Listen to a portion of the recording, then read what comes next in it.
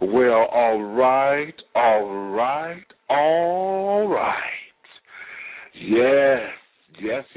Hello, hello, and hello again to all of you out there in Blog Talk Radio land, honey. Thank you for coming out. It is another glorious Wednesday, and you know what time it is, honey. So get your crumpets together because it's time to dish tea. And you're dishing tea, darlings, with big meat. Hello, tea sippers. What's going on, honey? Thank you for your love and your support. This is going to be a very interactive show today, honey. So I need all of you to call in and let your thoughts be heard. 347-205-9183. Again, that's 347-205-9183. The tea room is open graciously, honey. I want you guys who are over there, if you have questions, comments, or concerns, honey, please list them in the tea room. And I would get to them as quickly as I can. Y'all know I'm just a one-man operation at the moment with 15,000 different arms. So, you know, as I see it and all of that, I'll get to you. Now, when you're over here dishing your tea in the tea room, please dish your tea responsibly, darling. I don't want you throwing your computers and stuff at walls or out of windows or, you know, ready to cut somebody because of how you perceived their messages, okay? This is the written word, and sometimes we end up putting our own little twist on things, perceiving it to be one way, and it wasn't taken in that particular manner. So dish tea responsibly in the tea room, okay? Now, here in Atlanta, Georgia, honey, it is a rainy, rainy day. We have tornado warnings and carrying on and all of that, but the planes are still flying if y'all hear that in the background. So we're going to be good, okay? I just wanted to understand all that, okay? So let me put my disclaimer right here. This show is for mature audiences, and the language and subject matters are not appropriate for children or anyone who is not able or mature enough to handle the subject matters. Your listening discretion is advised. Again, your listening discretion is advised. Y'all know I have a potty mouth, and I make no excuses for it, so I'm not going to be held responsible for any kinds of reprimands you may get. So if you're on your jobs or whatever, honey, and it's a bit inappropriate, you may want to turn your volume level down or put on your headphone sets. This is not for children, so children, please, you know, unless you're one of them kind of newfangled parents, we'll get on that later. This is not for children, okay? However, today's subject matter, though, I want you to pay very, very close attention because on today's show, it's affectionately entitled Lily Pads and Murky Waters, 4 Colored Boys. And I'll get to that in a minute. My guest today, y'all know I've been ranting and raving about this new book called The Frog Pond. And honeys, when I first had my guest on, baby, we were talking about it, and I was only halfway through the book at that time. Well, since then, I finished the book, and that's all that's been, you know, in my crawl, honey. And then how relevant it has been with today's happenings and everything that's going on in the medium, I decided to invite him back because I want all of you who have read the book to come in and let's have a group discussion about it, and then we're going to take it and just let spirit take it where it needs to go, okay? Now, before I bring the author of the book in, let me say hello to my sponsors very quickly so that we can get this thing moving right along, okay? I want to say thank you for your love and support, for without you, I can't do me. And that's first going out to Trade Day Management and PR Firm. At Trade Day, enjoy a touch of Southern hospitality with a universal appeal. For all of your public relations and entertainment management needs, contact Travion Davenport at 678-523-3088, 678-523-3088, or email at tradedaypr@gmail.com. That's TREADAYPR@gmail.com. Pharaoh's Treasure Box, fine art, unique jewelry, and sensational 3D silk floral arrangements. Creations by Taps. For all of your decorative needs, contact Pharaoh's Treasure Box at 248-688-5178 or 5179, 248-688-5178 or 5179, or email at Pharaoh's Treasure Box at Comcast.net. Pharaoh's Treasure Box at Comcast.net. Parisian Wine Productions, music to lighten your spirits and lift your souls, specializing in gospel and inspiration house dance music. For all of your gospel production needs for that Christian set, contact Paris Hairston. He's the CEO at 347-406-7734. That's 347-406-7734. Or email Paris42268 at yahoo.com. That's Paris42268 at yahoo.com. Life Fellowship of Christ Ministries, LIFE, live in freedom everywhere. The Reverend James Coleman is the leader and founder of this ecumenical social justice ministries, brought forth to free the oppressed and introducing a fresh approach to the Christ consciousness. Contact Reverend Coleman at 313-833-9278, 313-833-9278, or email at mustardcole@yahoo.com. Again, mustardcole@yahoo.com. Eat some Vidal Couture. Enjoy high fashion with a luxurious twist. Step into the future with fresh, innovative couture designs by Miss Michi DeVille. For more information, contact Michi at 313-996-9807, 313-996-9807, or join Michi at facebook.com/Michi DeVille. That's MICHIEEDEVALE. Big Brothers Network, the BBN, a new online web magazine designed to show the world the class and style of the debonair man of size and his admirers. The first edition was launched Memorial Day weekend. For more information or to update yourself with the latest edition, please go to www.bigbrothersnetwork.com, www.bigbrothasnetwork.com. The Caribbean Boys Enterprises. We cater, promote, entertain, and provide special services with the Caribbean swagger. Island flavor on the mainland. Bam, bam. Mr. Silvano T. DeMarco is the CEO and founder of the CABC. For more information, please contact Silvano at CaribbeanBoysATL@yahoo.com, CaribbeanBoysATL@yahoo.com, or on Facebook at Facebook.com/Silvano T. DeMarco. That's SYLVANOTDMARCO. Kissing After Dark. Kissing After Dark, Atlanta's premier social events for those who are tired of the same old party scene. The Kissing After Dark premier events are across the ATL, where the grown and sexy can become the seasoned and sophisticated. Every Wednesday at the Banana Wind, right in the underground Atlanta. Join Kissing After Dark for Lesbian Wednesdays, the hottest lesbian bi-attraction and bi-curious party in the ATL. Doors open at 8 p.m. until there's no cover. $3 drink specials and $10 bucket specials. For more information, go to Facebook.com/Kissing After Dark. That's KISSN After Dark. Swirl Films, the #1 urban film production company specializing in all areas of film production, including directing, producing, script writing, budgeting and scheduling, production assembling, and post-production. For more information, contact Eric Thomasounis, Russ Parr, or Keith Neal at 910-798-2934. That's 910-798-2934, or email at info@swirlfilms.com. Again, that's info@swirlfilms.com. If you'd like to become one of our sponsors or have any special events that you'd like to shout out or have me to do here on the show, please send me all of your contact information at dishingteawithbigmeech@gmail.com. dishingteawithbigmeech@gmail.com. All right. Now, babies, I have been waiting for this moment because we have been on this ride with this book. Okay, The Frog Pond has taken on a life of its own.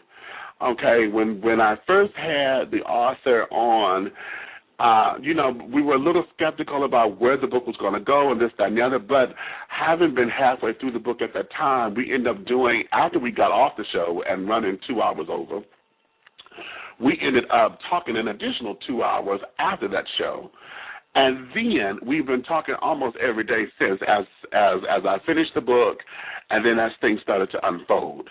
So now with in lieu of what's happening in our culture, with a lot of the teen suicides that's going on, with the Eddie Long debacle, with the other minister, McCurdy out of Las Vegas being arrested for sexual abuse against the young boys of his church, with Tyler Perry coming forth on Oprah, revealing himself as being a sexual abuse survivor.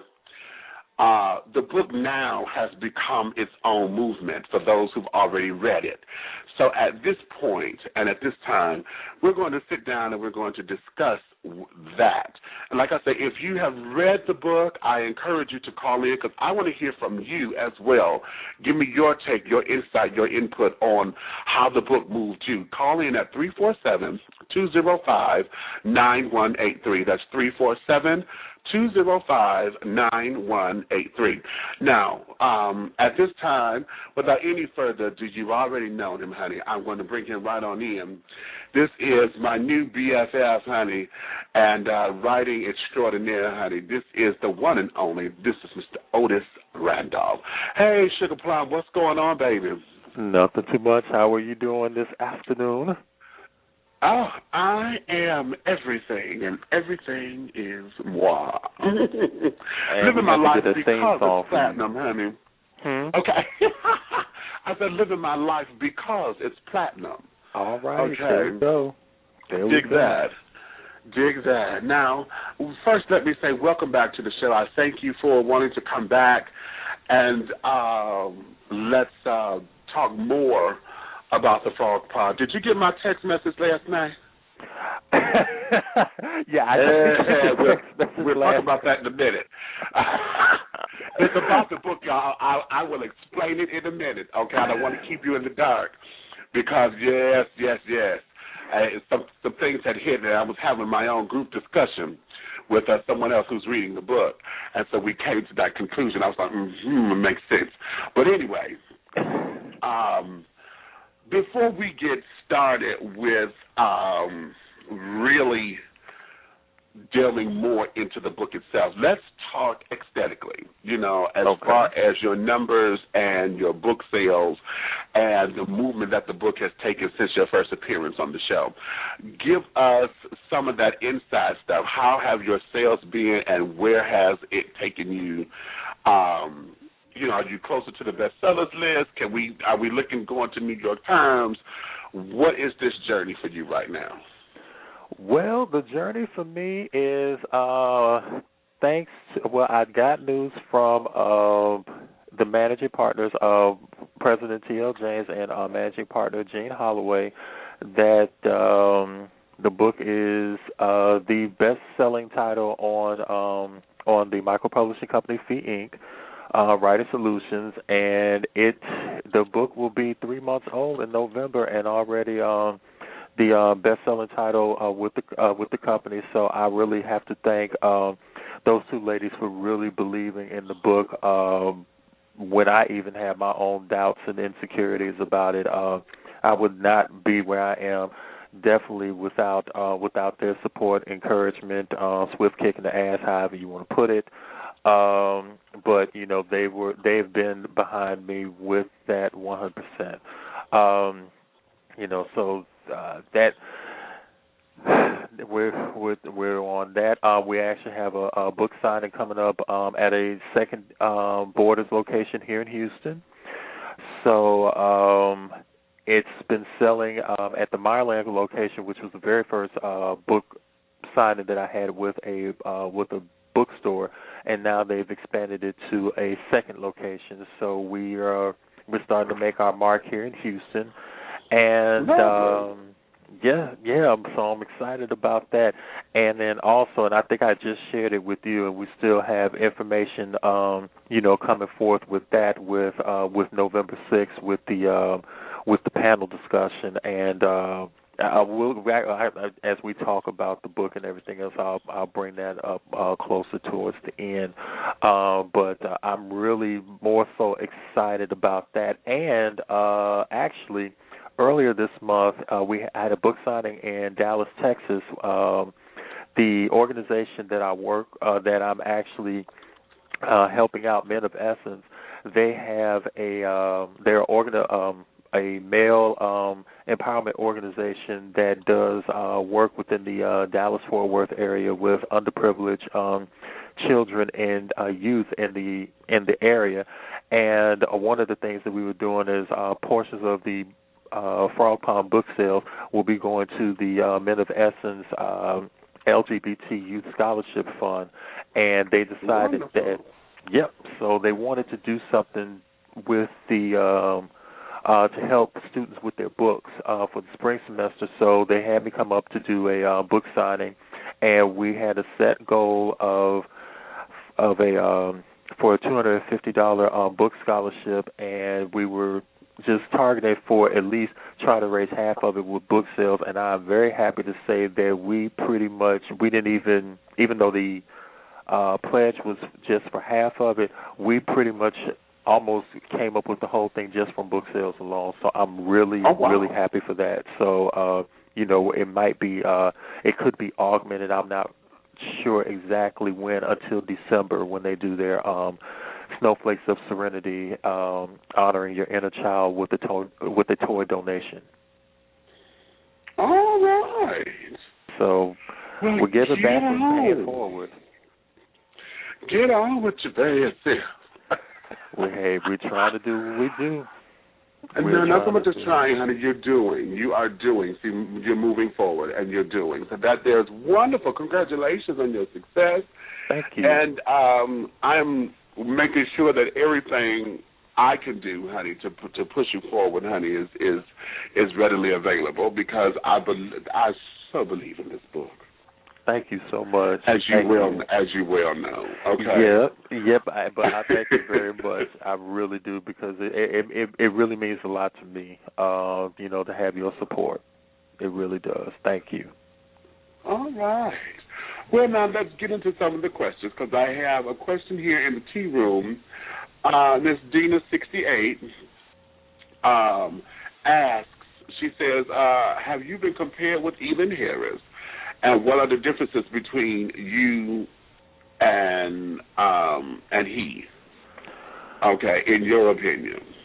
Okay, in my opinion, initially when the book first came out, there was a comparison with the late great Elin Harris, and once readers got to the end of the book, that there was no comparison anymore, because from feedback that I have gotten, from people who have read the book thus far, said that the book touched upon certain issues with such heart and passion that it really gave a distinct difference and a distinct voice from Elin Harris, and actually it. Quite recently, I have gotten feedback on the book as possibly being a answer or a mirror for colored boys, and I thought that was a huge honor to even be for the book to even be considered to be almost in that same realm according to people who have read the book. So I've, it's just been a really surreal but very humbling moment, because I really thank God that He entrusted me with this gift to pass the message on to people. So I'm speechless at this particular point in time with some of the feedback. Okay. I understand. Lord, I'm okay. Trying to be all bougie, understand. Yeah, okay, that's what I get. Like, I got you, catch it, all that. I got you. But at the same time, let me go right into that whole idea of for colored boys, because as I said before, there has been a lot that is going on in our popular culture now, to where right when the book first hit and it came into my consciousness and things, then all of a sudden after its release, we've gotten bombarded with a lot of the issues that has taken forth in our culture that are outlined in this book. And as I told you before, this here just happens to be divine planning and divine intervention because of the timing. Mm-hmm. The whole idea of For Colored Boys, explain that and how that concept. Wait a minute, before you do, let me put my spin on it here. Okay. Because, like I said before, no. Let me do. I'm go back to the original. I'm gonna have you explain it because this is very, very gripping, and then we'll come and we'll go public with what we talked about in private. So tell how that came to be. Well, it's like I said, with the feedback that I have received, it though it does have the book has some very strong supporting female characters. The book itself is predominantly male driven with male voices and male situations in a hodgepodge of the community.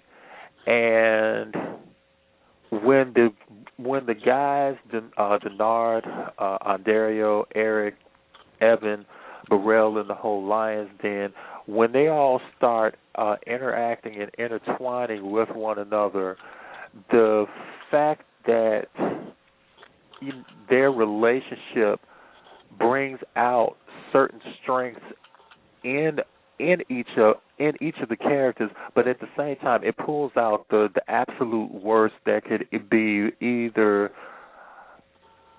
very damaging or just outright cruel. And I from my readings and I could be wrong, I don't recall seeing reading a book that went to various emotional levels of a black man's psyche the way that the Frog Pond did, well, the Frog Pond has.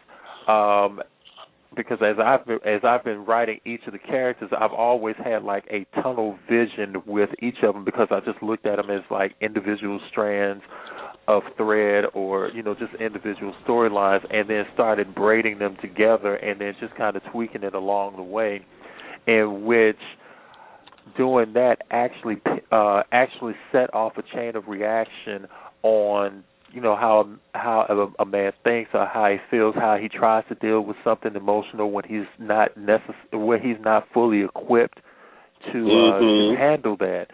And so after people have read the book, they have a completely different appreciation for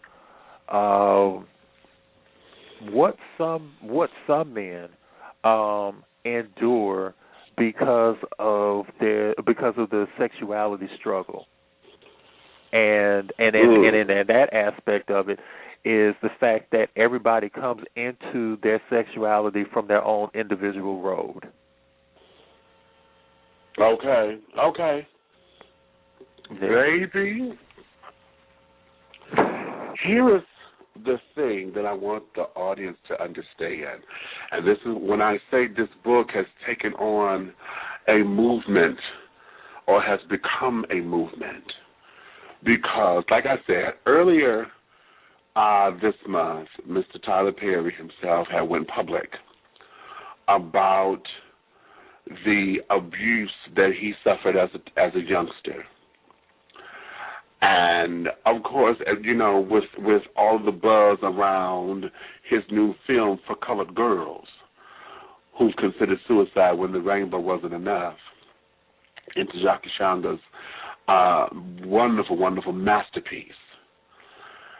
This book has I believe, set up a foundation for the male equivalent of the For Colored Girls. And so for those of us, when we say For Colored Boys, who considered suicide when the rainbow wasn't the pot of gold, honey. That there was a tagline. That was a tagline from a discussion group, and it's also going to be the focus on Robert Wesley's show this Saturday. Okay, that's what he's titling his show. So I'm gonna shout out to Robert Wesley over there because this is starting to become a movement, and we're hearing more voices from the African American community where men are standing up, or at least having the courage to come forth and say, this too has happened to me. And though this book is a work of fiction, it has laid down the precedent of that, because we, for the first time in this dynamic, have something to hold on to grab to have tangible, something that's tangible, and folks can relate, folks can read, folks can understand, folks can, even though they may not want to believe it or understand it, or it may be too much for them to handle, it will give them the leeway that they need to start to open their minds to the possibility. One of the things that we have in the book, and again, for those of you who read the book, I'm having more of you tune in. If you've read the book, go ahead on and call in at 347-205-9183. 347-205-9183. Press the number 1, and I'll get you in on the call because I want to hear your perspectives as well. But one of the things that we have here in the book that's very damaging is the idea of sexual abuse coming from the church. Okay. And it's very, very, very, very prominent. I want to talk about it, but for those who haven't read the book, well, you know what? Too bad, because you've had enough time, and I'm going to get into this. Okay, because I was going to be real cute, but I don't want to give it away. No, you should have read it by now, because I told you he was coming back. But one of the things here that touches me, it's multi-level, and that when we talk about sexual abuse in the church, number one, it was coming from the pastor, of the church, and his assistant ministers that were on the roster. Number two, we're dealing with incest because the pastor is the uncle of one of the boys. So not only are we talking, we got that dual dichotomy here, this dual thing to where it's abuse from someone who I trusted, who's supposedly responsible for, my spiritual well-being and telling me I'm not going, how to live my life and et cetera, et cetera. Then on top of it, you are an uncle, your family member, which means you're close. How can I tell? How can I do this? How can I do that? And you're already family. Number three, no pun intended. Okay. Right, okay. Right. Number three, you have a history of this, because not only are you my uncle, but you admitted to me that you did this to my father, you did it to me, and you did it to my brother. Now, all of that, we have a major thing here, because not only is he's a repeat offender, but the cycle is there. The amount of children that's coming through his tutelage or whatever, and when I read that, and then when and here this is only a comparison, folks. Like, y'all know my personal views on that, and we've discussed it. But I'm talking about how this mirrors the headline, okay? Because after reading that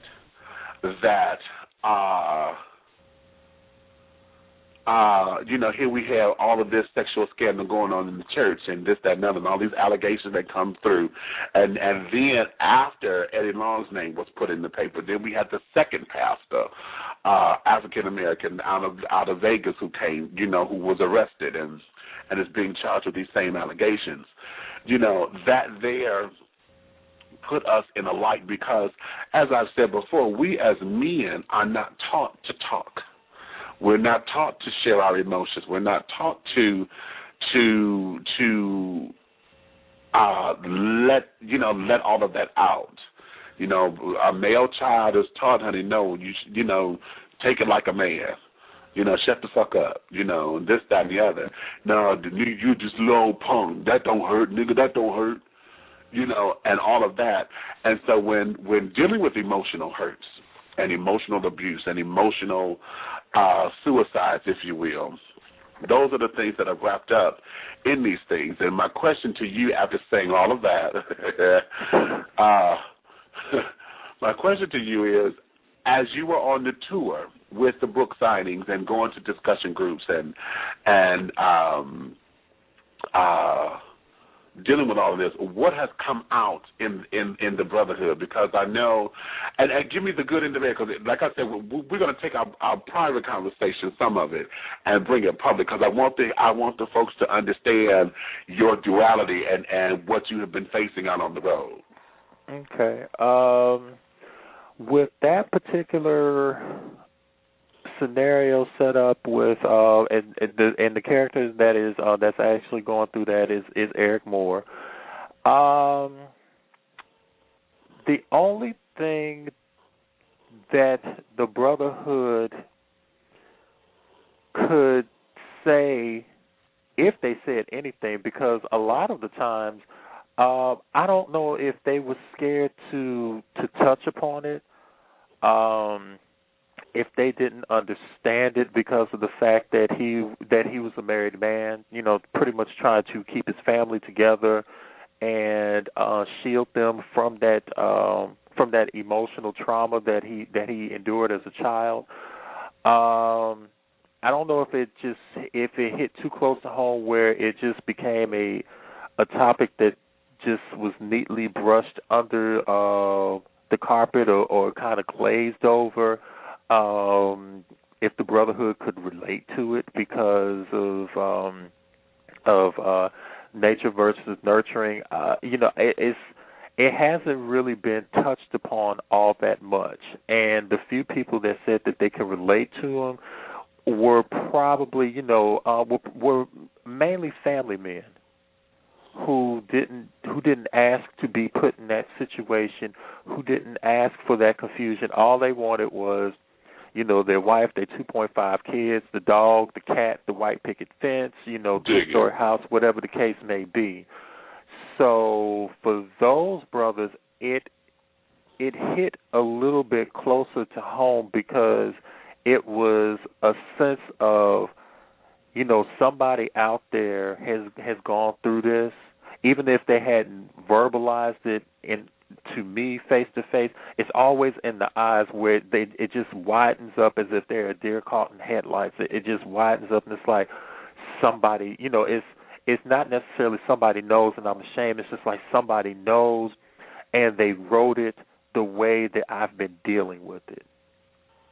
Mm-hmm. And just with that, just within that body language, which is probably another comforting thing, because it's, a brother reading a book written by another brother. So when the words aren't coming to them fast enough, it's like, brother, I already know. It's in your body language. I understand. Here's my email address and everything else. When you pull it together, send me an email, and we could talk about it from there. Okay. Mm-hmm. Okay.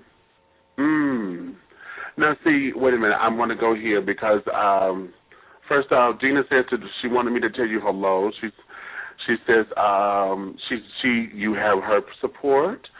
She loved the book. Yes, indeed.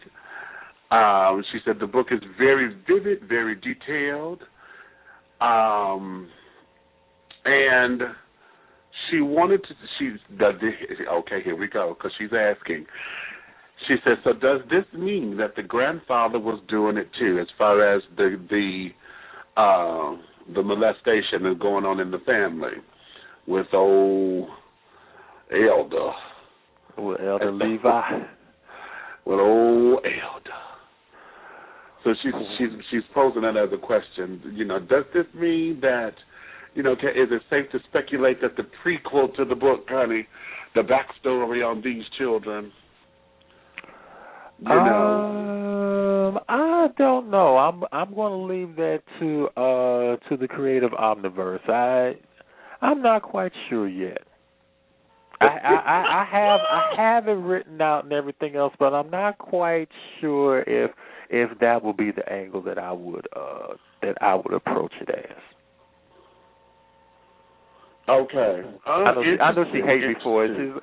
I know in big cap letters and in red and everything else. I can visualize it. I can visualize it, but you know, you got to. It's as my publisher has said. You know, our genre is universal. It's a wait for it and bring it. Okay. And so that's the genre that we specialize in. So I'm gonna have to answer it the way that the company specializes in it. I know I'm such a tease. I'm so sorry. Well, not really, but you know, it's you know. But I could be had for a price of a cocktail now. You know, come on. Watch out. Okay, I'm on my way. Because we still got to find out this killer, honey. Who is the killer?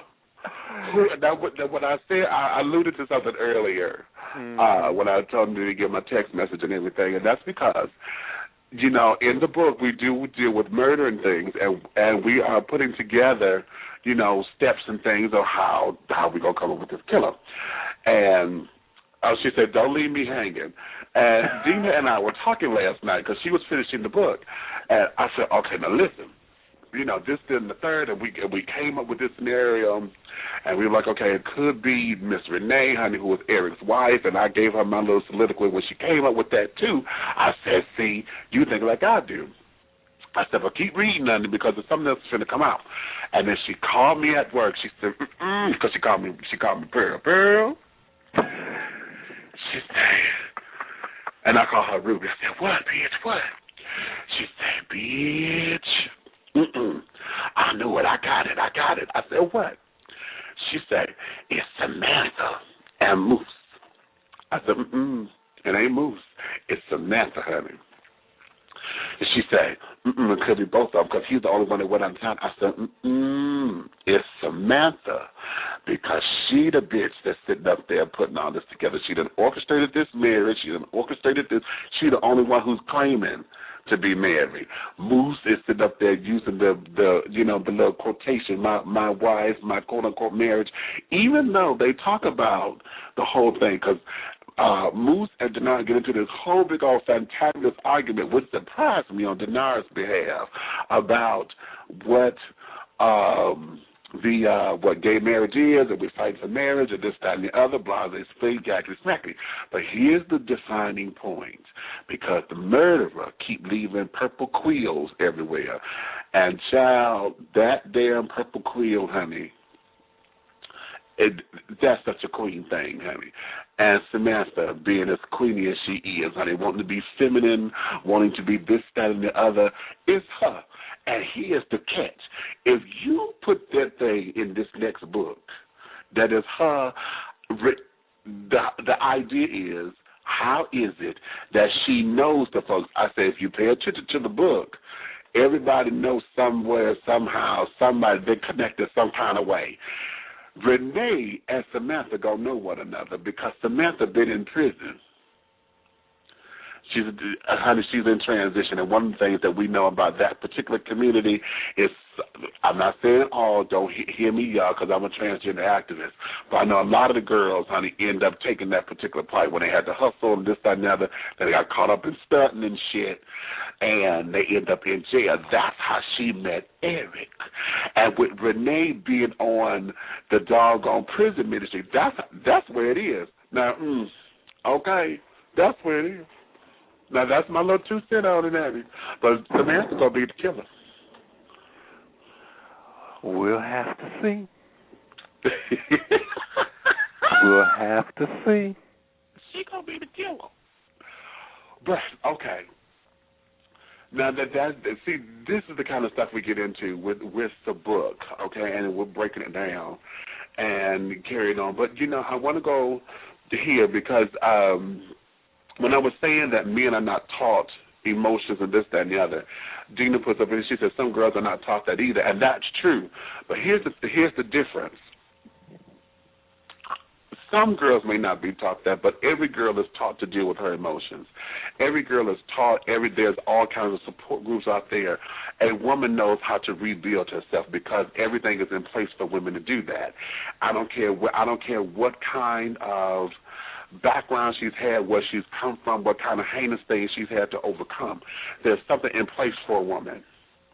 Okay, to go get help, to put the pieces together, and build her up. You know what I mean? Even if it's something as simple as giving her a makeover, so she can feel good about herself. Give her a coif, beat her face, put on a couple of glad rags to start that process. There is nothing there in place for men, period. Men are never taught that. Men don't understand it. Now, here's the thing when we talk about when the rainbow doesn't have the pot of gold, okay, for color boys who consider suicide when the rainbow doesn't have the pot of gold, or however they term that. Mm-hmm.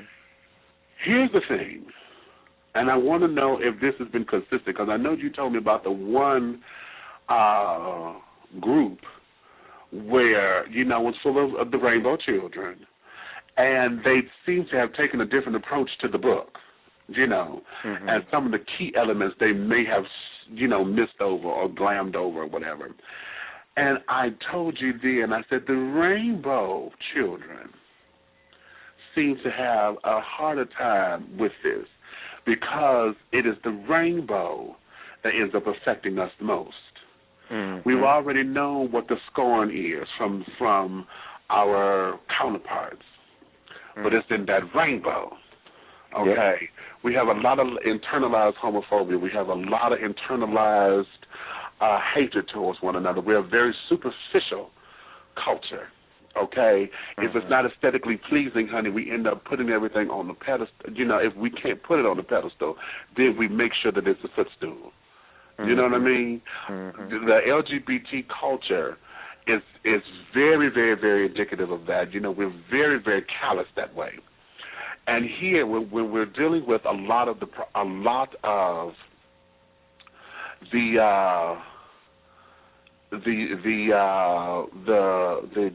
issues that are brought up in the book, a lot of times when we're looking for support and we can't get that support from our own, it ends up becoming something else. Because let's look at Evan. Okay, Evan. Okay. Yeah. Evan knows he's gay. Evan knew that. Okay. He is one of the pretty boys who got caught up in being pretty. Mm-hmm. Okay. Caught up in being pretty. And in that book, Evan's journey in this book, when folks read it, there's too many folks who I know personally that can pull a piece from it. They may not identify completely, but they can pull a piece of his journey and make it their own.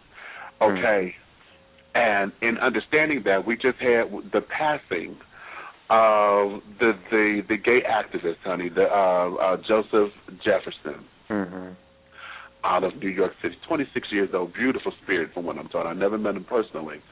However, I trust the words of those who have put up comments and said that they knew him.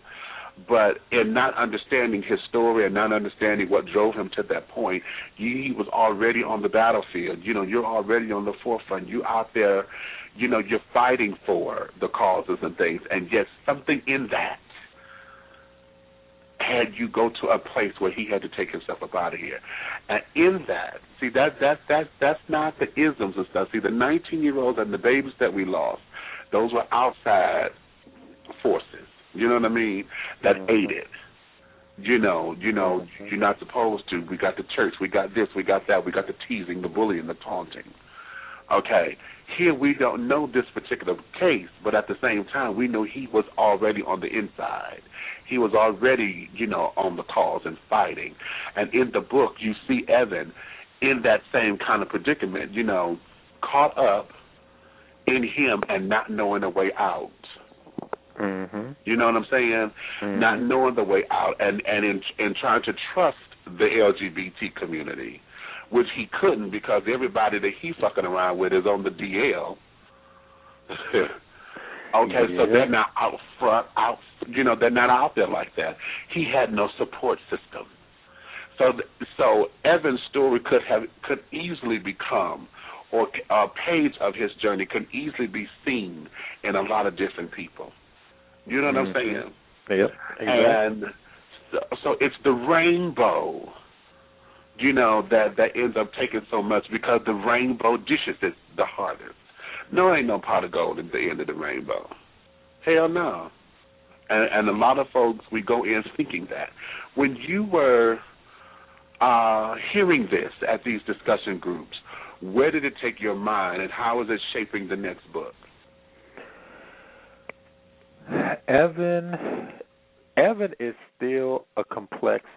He's still complexing to me, and he baffles me because every time I think I got it and I got him and I understand it, I see a different angle, and I'm like, I can't. It's like I can't grab that. I can't use that because of the fact that Evan has been going to the wrong sources for validation and support.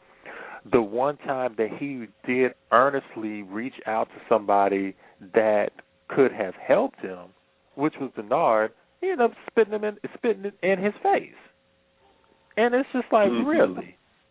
Is that how you gonna do? Is that how you gonna play me like that? Really? Okay, then fine. So getting back to the question, Evan, I know for a fact, just by reading some of previous articles, the things that he is going through, I know that it is emotional bullying, damn near emotional suicide, I could tell that much.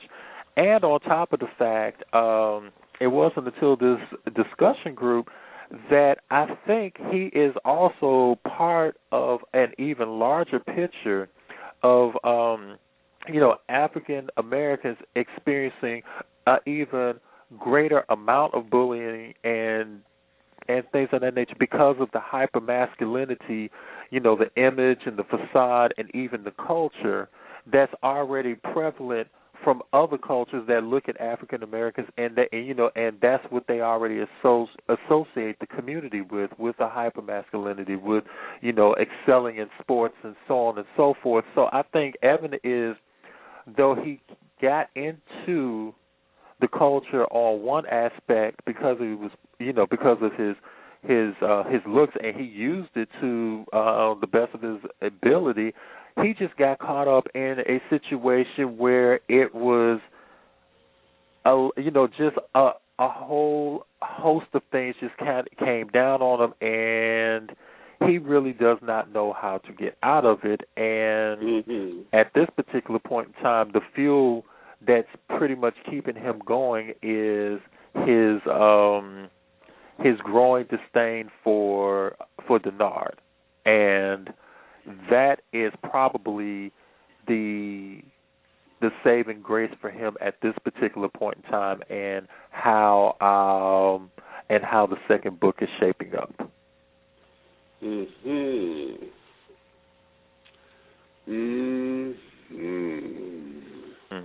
Now, see over here in the tea room, they saying, honey, Milton is about ready to turn on the others. And they say that they say he may even be the killer. It's hard to wrap.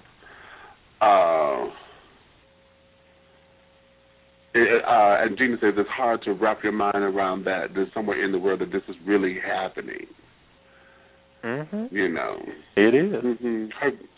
Her question to you is, how long has Dennard known that he was gay? Wow. I'm going to answer that in pieces because of the fact that Dennard's journey is not finished yet. And the introduction of Dennard into the Frog Pond, which is the main vein of the story, you're actually, even though it's a strong ensemble cast, we are walking the story in his shoes. And there is a possibility that he could have known for a while. He could have been born with it, but because of other responsibilities and other things that took priority in his life, his sexuality wasn't one of them. And even though readers say that they thought that he was an asshole, they thought that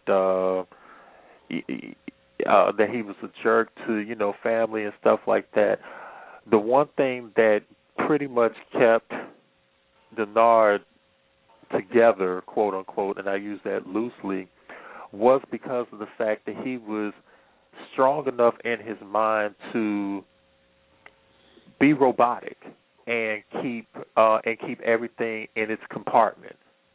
And I will deal with it at this time, but right now this is where I am. I cannot feature you right now because this is where I am. And Dennard was very good with that, and to the point that he got it down to a science. And he pretty much sucked his personality and his emotion out of himself in order to make it to just go through. And in some instances, the way that he wanted to trust somebody and open up, by the time he's done that, something else has taken precedence and he had to abandon it and move on to something else. Now, whether it was he did it intentionally or unintentionally, you have to keep reading the book. But that's his pattern. He's a runner. Well, see, here's the thing, and here's my take on Dennard. That there was not necessarily his struggle as far as whether or not he knew he was. I believe that he did. The thing of it was trusting in himself to accept it, because he had been bombarded with so much responsibility, had been bombarded with everything, to where he never had a chance to express it. He didn't know how to express it because, again, being this, in masculine culture, the male child, how he had to take on this, and you don't show emotion, you don't do this, henceforth why he's such an asshole. That's a defense mechanism, in dealing with the outside world and dealing with all that he had to deal with internally, not feeling love, wanting to be loved, and then it's not coming from the people that he thought it should come from. And then the person that validated him was his grandmother. And then when she passed, his world darkened. And when his world darkened, then, of course, he took on another banner, another layer of being out there, wanting to do his thing, but yet protecting his heart because of not wanting to show that emotion of being vulnerable, because everything that he loved, the person that he loved most that showed him love back, left. Okay? Left, was taken from him. So, we're dealing with a lot of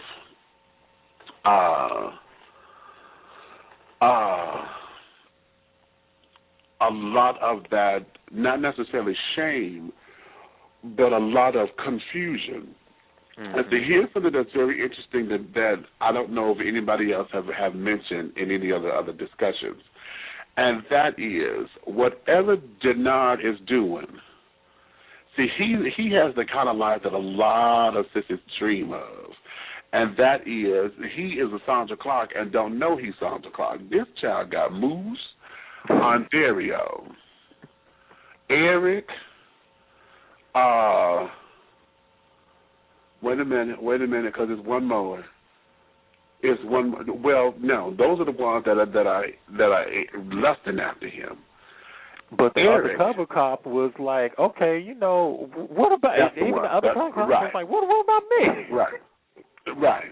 Okay, he done got mad because you didn't. You mad, supposedly straight, and you mad. And then you got schooled, and then once you got the understanding, it's just like, what about me? Exactly. Then you got Burrell and Eric, you know, who are just having this disdain for him. And now, you know, all of these folks are wrapped around the essence of Dennard, and he doesn't even see it, don't realize it. You know, doesn't even realize it. I mean, listen. Mm-hmm. You done went over to, I can't call him your lover. You done gone over to the house where the man who just confessed his love for you at your bedside and you didn't know it. You know, over there. Mm-hmm. Eric's wife, Renee, is there. Done welcomed you in. They done called you uncle to the children. You know, hell, in Eric's eyes, you take better care of the kids than the mama do. You know, mm-hmm. And she's accepting all of this. And then, because of him not returning phone calls and Eric feeling as though he had missed out and felt abandoned, again, another abandonment issue. Mm-hmm. Okay, I'm going to touch on that in a second. You get jumped on by Eric. Yeah, Lord. Okay. I mean, the beat down, smackdown, but wait. Ondario is following you and then came to your rescue, and now the two loves are sitting up here about to go at it. Mm-hmm. But Ondario okay, player, you know, hold up, you know, he trying to be level-headed, you know, but and then he still don't see that. You know, he still does not see that, to where via Ondario picks up, you know, and becomes the man and the protector that we all dream about. You know, that man and no matter how much he claimed he didn't want to be bothered with it, secretly, honey, he was like, oh, my God. Mm-hmm. You know, the trade, honey, the trade. And in saying that, that there is that scenario, but I'm going to link something, because that whole bad boy image, a lot of folks in the book, because Gina just put up here, she said she over real kicking the head, old mean bastard.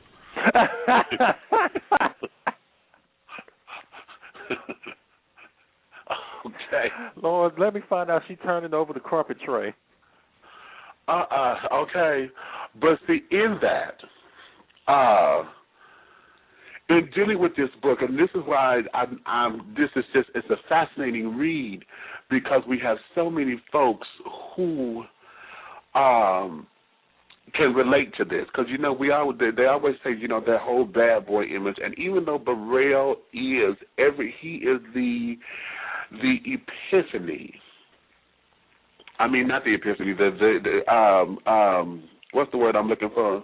The epitome of epitome. That's the word. Thank you. Mm-hmm. He is the epitome of hell, just evil. Okay, but in all of that evil, there's something in us that runs, particularly with LGBT children. We run to that because it shows him as being so masculine, so much of a man, so much of this, so much of that. And it's nothing but internalized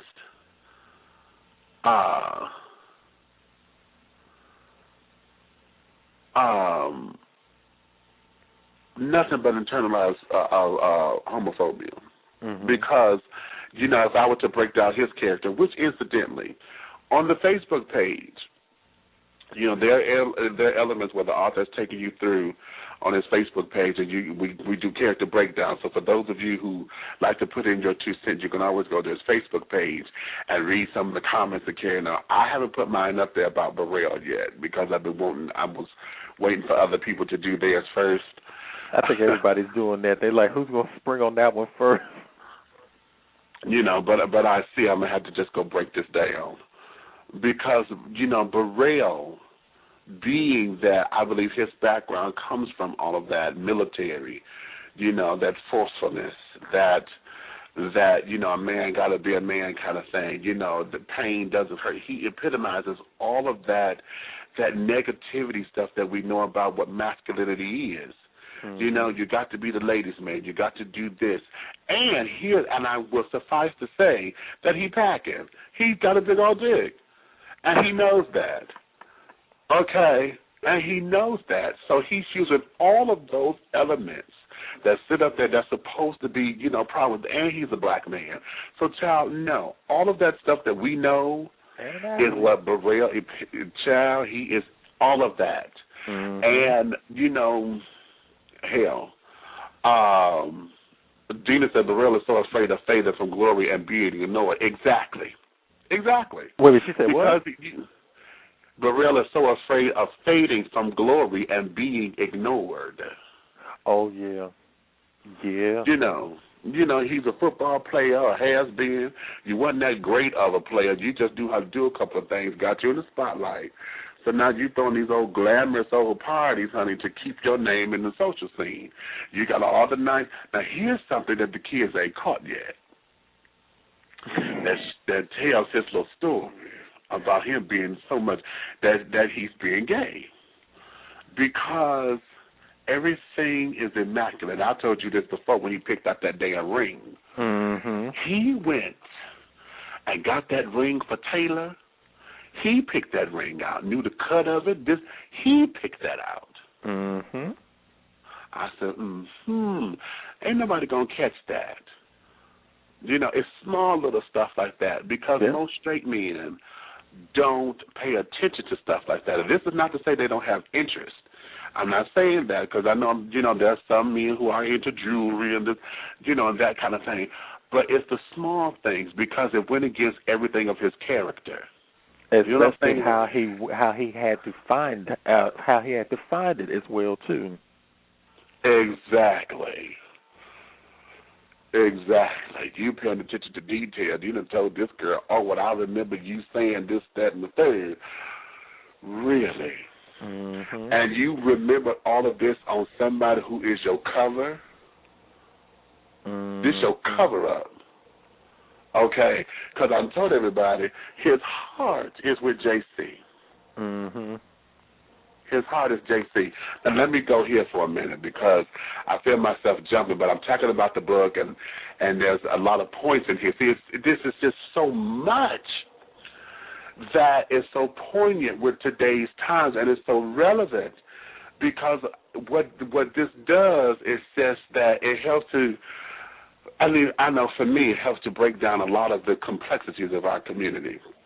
Mm-hmm. Because we get to see it from a different standpoint, and to know, a lot of folks want to really know how down low culture is. Everybody trying to pinpoint down low culture. Everybody wants signs and this, that, and the other. And there are no signs. There are no telltale signs to go on some kind of witch or whatever. You just have to understand your man. And when you look at Burrell's character, Burrell is the down low brother of the group. Everybody else want to say Eric is, and no, Eric is not. Ondario really is it. Ondario wants to come out so badly. It's hurting him. It's hurting him. But I'll leave this. I'll put this carrot out there, because of the fact that you led into it, and to show how much that he loves Dennard and everything else. He does not come out because of the fact that Dennard won't let him come out. Exactly. Okay. Exactly. Because it doesn't affect Ondario, because Ondario is still going to be viewed. People will give the kind of looking in the side eye and say, "Oh, there go another one for the other team." But all of that negativity, if you will focus in on Dennard, and Dennard does not want that responsibility. Mm-hmm. So I dropped that in there for the second book. I'll give a little bit. He doesn't want it because that's going to make him face him. and put him in that spotlight, which means this, guilty by association, all of that other stuff, and this, that, and the other. So it becomes, more of a complex issue. And again, in relating it to the whole For Color Boys thing, we have to look at that we are still a community of people, that is rallying about the healing. Now, it's time for healing in this community among men, period. And I think that is one of the essences of this particular book. And I want to go here because this is something that we haven't talked about much. And I talked about Samantha just recently, which happens to be my other name, Mr. Wales, so it's kind of funny. For those who know, I'm an actor, and Samantha Stevens' divinity is my alter ego. And so when I read this, I said, Samantha, I said, okay, cute. I didn't know people. It's a work of fiction. It was purely coincidental. But here's the tea, and that is we're also dealing with Rainbow now. Remember, we're still dealing with Rainbow. We have someone who duped this man, and Moose is a white man, from another country and things, big old, burly old man, and we're dealing with the fact that he started a relationship and opted out of it because he thought that it was going to go into a direction that he didn't want to take. Being deceived in saying that, no, this is not going to happen. And what I mean by deceived is James, which is Samantha's boy name, was going to live his life as a man for the sake of this relationship. However, as the relationship started going, Miss Thing started taking hormones. Right. I'm sorry. Denise said Africa of all places. A white man from Africa of all places. Where that's the mother of civilization, honey?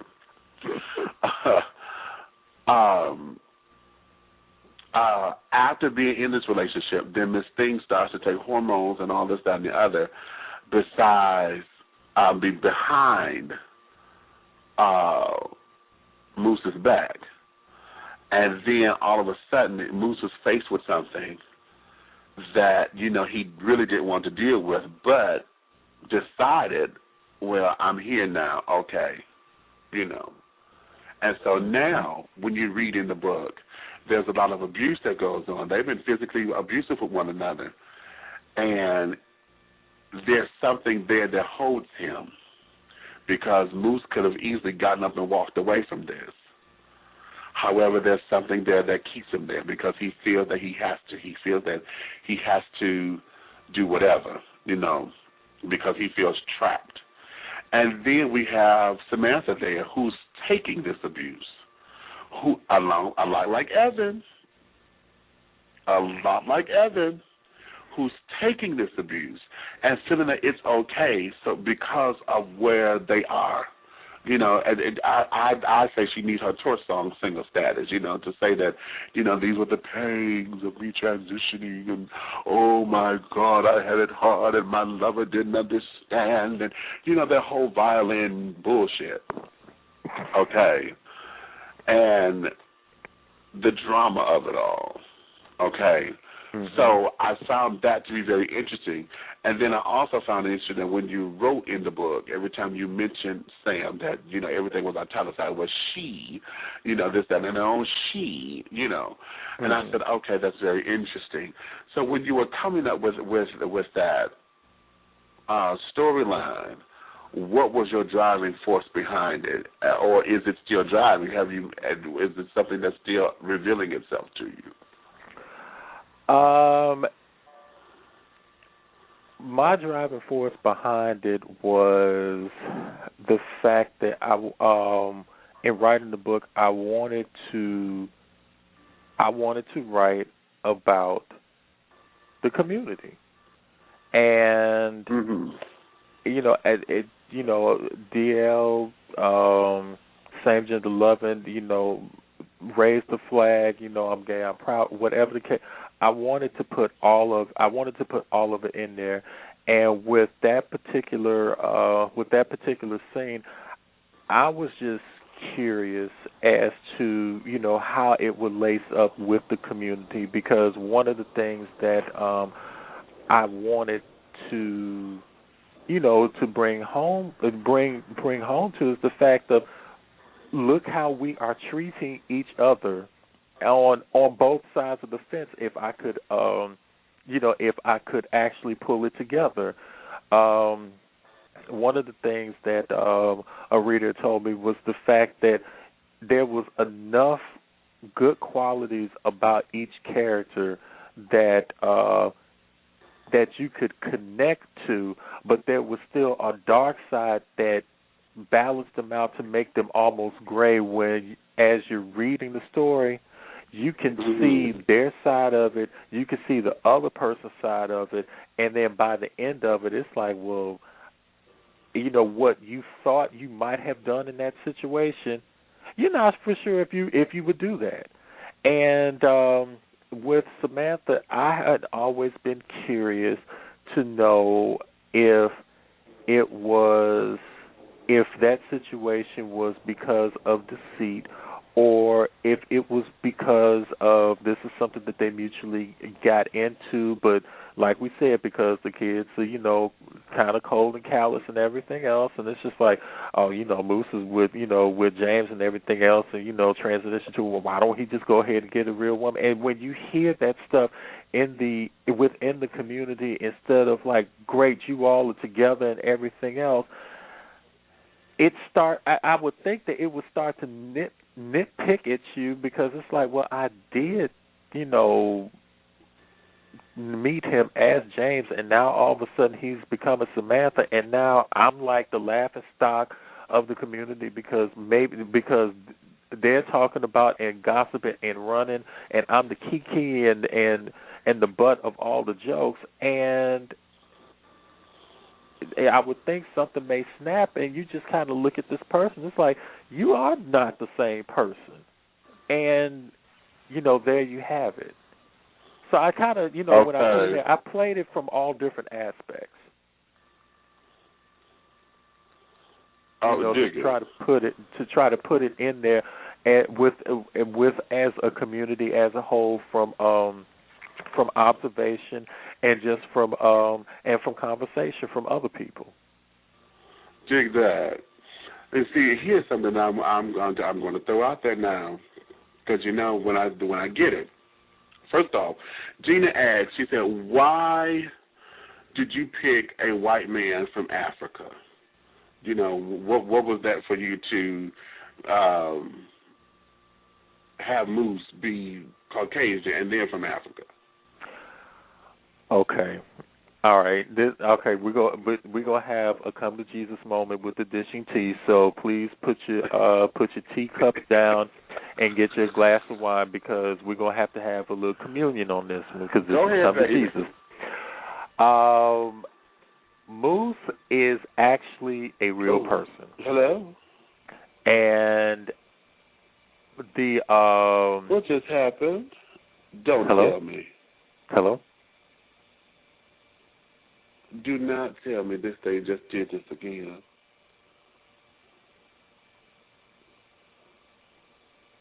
Hello? Okay, go ahead. Okay. No, I was saying Moose is actually a real person. And there's a spot that me and my publisher used to go to from time to time, and just hang out and just shoot the breeze, so on and so forth.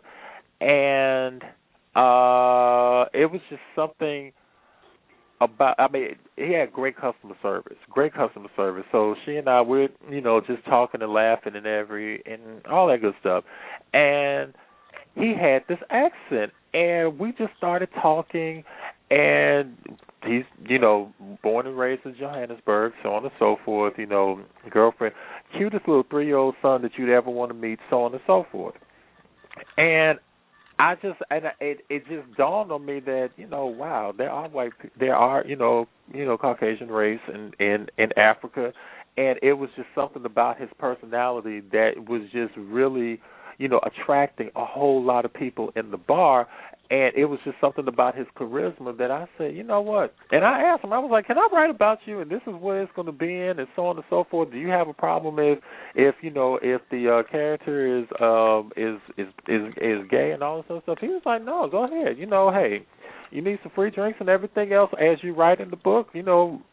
Just look me up. And I wrote in the majority of the book in that bar, just by watching him over the course of 7 months. So really, yeah. So Moose is very real. He's very real. So that's how he got into the book. Oh, get out of here. Mhm. Okay. Wow. Okay, now hold on, because I am experiencing a few technical difficulties. Okay. Folks are saying that they have no sound, and we had a brief little glitch. I don't know what happened. However, not knowing what's happening here, I'm hoping that somebody gets some sound soon. Okay, yeah. Okay, let's say refresh their gadgets. Yeah, refresh our page. How do you refresh your page? Okay, lovely. Hopefully they'll get it, because the tea room is starting to get a little agitated. They want to hear this. Okay, now here is my take on it. Mhm. Because one of the things that I find to be fascinating, again, with transgender culture, is that, one of the things about accepting transitioning, our culture doesn't accept it all that well to partner with someone who is transitioning. Right. Okay. And to have a white man, in her corner, it becomes like this epitome, of success. And to be a black girl, honey, I got a white husband, I'm going to live like a white woman, and this, that, and the other. He's big, buxom, and, burly, and this, that, and the other. And here, in this, we're seeing that even though this is an interracial relationship, he cares for her. No, he cares for him, James, but cannot wrap his mind around the whole idea of Samantha. And as you and I said before, the whole thing of them fighting and carrying on becomes this whole big to-do, because James cannot be the person that Moose fell in love with. Mhm. But actually, we got to take a step back, because because I'm flipping through the book, and if I remember correctly, I never described James / Samantha, so she could be white. I've never described. She could be, but I doubt that. I doubt that, and the reason why I say that is because of Moose's character. Moose is all around black folks. Like, he's attracted to black men. That there is something that it's almost innate with him. Possibly.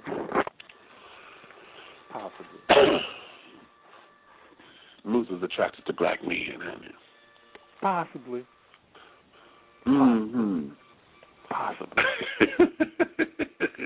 That's like, just possibly. Okay. Mm-hmm. So I found that to be absolutely just one of the pinnacle marks of the book, and that there is just to see that that dynamic there. You know what I mean? Mm-hmm. And then the other thing about it, of why I put it in there, because I mean, just for me, if a person is transitioning from one gender to another, how does that play into the same sex marriage debate? Mm-hmm. Because it's obvious they're not the same sex anymore if they went through all of that trouble. So how does that work? Now, see, now you sound like one of my best friends because he says that too. Mm-hmm. You know, he gets upset about that because if you can legally change your sex on your birth certificate, then legally you become, and so, you know, how does that work for me? You know, so yeah, but that there's an interesting dynamic. Mm-hmm. There's an interesting dynamic to this whole thing. I'm sitting up here trying to type and everything, and I'm stuttering. But one of the things about the book that continues to fascinate me is the idea of how strong Renee is and how she has been able to accept the fact that her husband is in love with another man. And the courage, I don't even know how anybody would be able to do this. But to know that you sitting up here having relations with your husband, and you can tell by the way his performance is with you that his mind is not on you, that you know he's thinking about his man.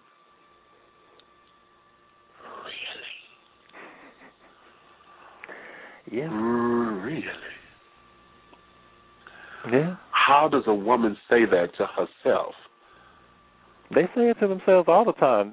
Now, if they want to accept it or not is something completely different. But, I mean, in my opinion, women are extremely strong and very intuitive, and they know, and women know.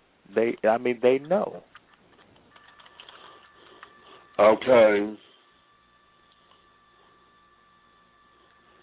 But it's that, it's always that nurturing quality that women have that in some cases causes them to stay, to stay around a little bit more. Again. Oh, good evening. What is going on, Blog Talk?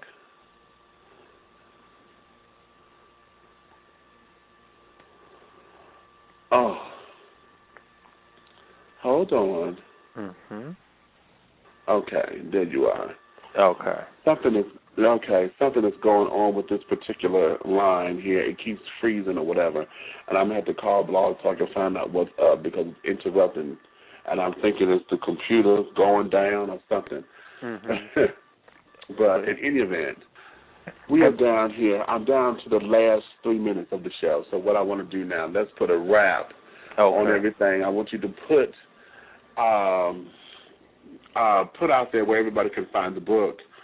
What you're doing next. I want folks to make sure they go to Saturday. This here is not necessarily a call to action, but it is an announcement. To get more of the brotherhood to come together to talk about these things. And this book, and just to resensitize. Yeah. So put all that out there for the folks. All righty then. Where you can find the book, you can find it anywhere globally online, Amazon.com, BarnesandNobles.com, Amazon UK, wherever there is a online retailer, you can definitely pick the book up. Right now, if you are in the Houston area, you can pick up the book at Borders at Meyerland Plaza, and you can also pick it up at Borders in Stafford, Texas, which is right off of Highway 59. And Saturday, October 30th, I will actually be at the Borders location from 1 p.m. to 5 p.m. signing copies of the Frog Pond While Supplies Last at the store. And that evening, I will be also celebrating with my author mate, Jean Holloway, who just released her third installment of the Deck of Cards series entitled Deuces Wild, and we will be partying for the second annual Holloway Halloween Bash. And then also, just where you were talking about the Robert Wesley Branch show, November 6th is when we'll be doing the panel discussion for Color the Boys, who have considered suicide when the rainbow was no pot of gold. And that is going to be November 6th at 10:45 a.m.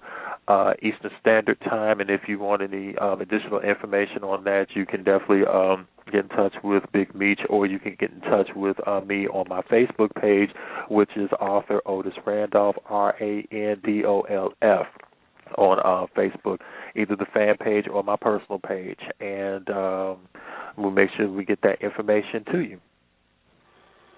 Well, all righty then. Well, with that, we're going to bid you guys a wonderful farewell. Thank you, Otis, for coming on. Okay, next week, honey, for all of my old heads out there, we have the legendary Miss Shirley Jones of the Jones Girls will be rocking it with us, honey, Feeling Like Heaven, her new CD project. So we're going to be talking with her. And I implore you, honey, go get this book, share it with all of your book clubs, tell Oprah about it, because this here is the exact tea. Now, you've been just your tea, darling, with Big Meech. I will see you guys next week. And just know that I love you, okay? Thank you so much for all of your love and your support.